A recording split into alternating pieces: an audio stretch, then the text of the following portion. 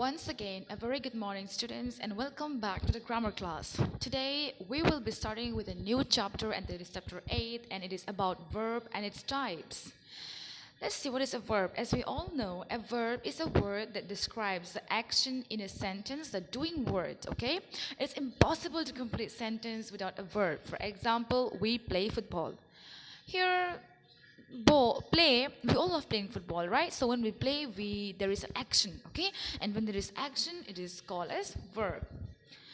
Let us see the types of verbs. Mainly there are 4 types of verbs. That is physical verb, mental verb, auxiliary verb, transitive and intransitive verbs. Let's go with one. That is physical verb. They are action verb.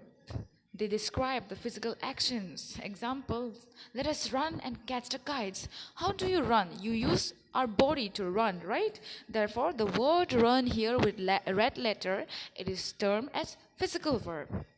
And number 2, mental verb. They are related to concepts such as discovering, cognitive, understanding, etc. For example, I know the answer. How will you know the answer? That is by using your brain, your mind, right? Your cognitive is there. Therefore, the word know here with red letters is termed as mental verb. And the other example is, she recognized me from across the room. It means she is using her brain to memorize me or remember me. That is why she can recognize me from across the room. Number 3, auxiliary verb. An auxiliary verb is a verb that adds meaning or grammatical meaning to a clause. It is also called as helping verb. Example is, are, were, was, will, etc. Okay? And then we can see here, he will play football. He is going to play football, right? Therefore, you can see there is a grammar word before the verb. That is why it is called as helping verb. Okay? The word will here is termed as auxiliary verb. Let's go to number 4. That is the last one. That is transitive and intransitive verbs. Transitive verbs are used with direct object. For example, John wrote a letter. John is a subject, wrote is a transitive verb, and there is the direct object, that is a letter. John wrote a letter. And intransitive verbs are used without direct object. For example, John is sleeping. John is subject and sleeping is intransitive verb. We can see there is no direct object here. We only know that John is sleeping, but we do not know where John is sleeping. On the bed, on the floor, or on the bench. We don't know that one. Okay?